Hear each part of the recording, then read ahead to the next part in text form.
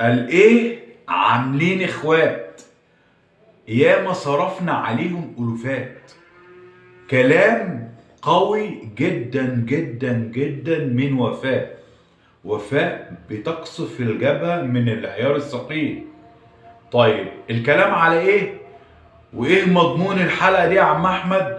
هنقول لحضراتكم، ولكن قبل ما ندخل في التفاصيل، الله يفتح عليك، عطل لسانك بذكر الله، الا بذكر الله تطمئن القلوب، وصلي على افضل خلق الله سيدنا وحبيبنا وشفيعنا سيدنا محمد صلى الله عليه وسلم. وندعي طبعا لاخواتنا في كل بقاع الاراضي العربيه، ربنا يا رب يوحد الامه العربيه، اللهم امين يا رب العالمين.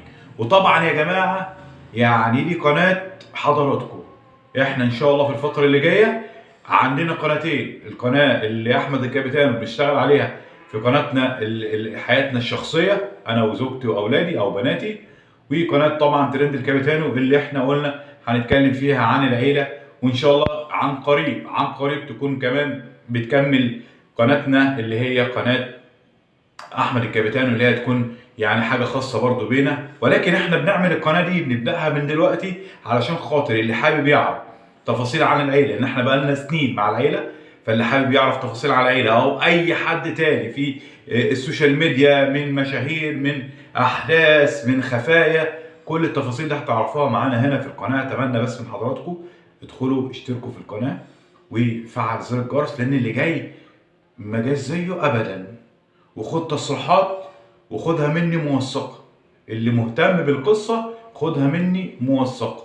طيب وفاء طلعت على حاله في ريلز وكمان على الانستجرام في الاغنيه اللي بتقول لك اخوات عاملين فيها اخوات، ده احنا ياما صرفنا عليكم الوفات، وبتوصل رساله للعيله او اخوات حمدي او لعيله حوارات بشكل عام، ان احنا عملتوا فيها اخوات واحنا يعني ياما صرفنا عليكم، ياما كنا احنا اصحاب الفضل عليكم. يعني وفاء بتقول ليهم ما تنكروش الكلام ده، اصحوا وفوقوا، احنا بدايتنا او بدايتكم كانت من عندنا.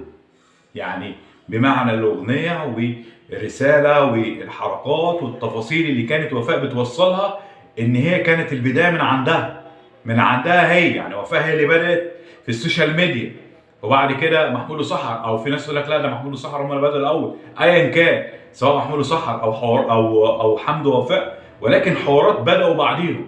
لما حمد وفاء بدأ يظهروا في الصوره، محمود صحر بدأ يظهروا في الصوره، فبدأ حوارات يظهروا من بعد لما هم خلاص اتشافوا. فحضراتكم يعني هل وفاء عندها حق في الجزئيه ديت ولا ايه؟ ولكن بس اختلافنا يا استاذه وفاء طبعا في حته ان حضرتك الغلط عمره ما يتقال عليه صح. احنا اعتدنا على حضراتكم عيله محترمه، عيله ظلها خفيف، عيله كل حاجه بتعملوها كنا بنستقبلها، بنحبها. ولكن الشيء اللي احنا ما اعتدناش عليه، اللي احنا طبعا بعد خلع الحجاب بعد الكلام ده كله، انا واحد من الناس يعني ما اقدرش اقول لا. يعني العيله تزعل، حسن يزعل، محمد يزعل، فطبعا انا معاهم في الجزئيه دي. ولكن حضراتكم لو في حاجه تخصكم والعيله او حوارات غلطانه فيها، انا هكون اول الناس هقول لا، حوارات غلطانه، وفعلا البدايه كانت من عند حمد وفاء، وفعلا كان المفروض يعملوا حساب للي في الغربه، يعملوا حساب لحاجات كتير جدا.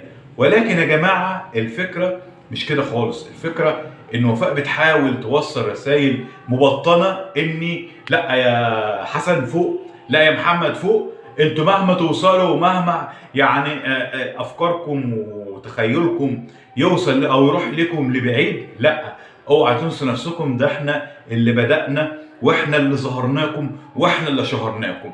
والله دي جزئيه يعني ما بينهم وما بين بعض. ولكن انا كنت عايز اقول حاجه بس بخصوص الجزئيه ديت. فعلا يعني احنا شفنا دي اليوتيوب اصلا طبيعي ما بيظهرش حد الا لما يكون في حد مشهور ومعروف، فبيبدا يلمع من خلال العنصر تاني لما يكون من عيله واحده. يعني شفنا حمد وفاء بداوا، وبعدهم حوارات لمعت لما كانوا معروفين من خلال حمد ووفاء، ده حقيقه ما ننكرهاش. زي ما شفنا عيله رزق ما لمعتش وما ظهرتش الا لما نسبت مع عيله حوارات، وعلى الصعيد الاخر برضو عيله نهال. فهي بتيجي كده، هي بتيجي كده. واحنا كنا يعني طبعا احنا عشمنا في المولى عز وجل، احنا عشمنا في ربنا سبحانه وتعالى. احنا تعبنا كتير وياما ضيعنا من عمرنا سنين في القناه. يعني احنا لو بدانا كعيله او القناه بدأناها محتوى عائلي من 4 5 سنين، كان زمان دلوقتي بقى لينا باع في اليوتيوب. ولكن احنا فضلنا فتره كبيره جدا مع العيله وفي المشاكل والاحداث اللي كانت ما بينهم وما بين ابو زياد وما بين المحامي وما بين ما اعرفش ايه، وكنا داخلين وحصل بروباجندا فظيعه جدا، وياما اتقال في حقنا كلام واتقال في حقنا الفاظ مش حلوه. والعيله كنا بنتمنى، يعني احنا شفنا حمدي مشكورا في يوم من الايام عمل لنا منتدى واتكلم وعلينا بشكل كويس، محمود وسحر برضو كتبوا علينا منتدى بشكل كويس. كان العشم الكبير يا محمد يا حوارات، كنت انت من اوائل الناس ان انت يعني تظهر الراجل اللي قدامك ده احمد الكابيتانو. عاوزين يا جماعه نتوقف الاذان بس.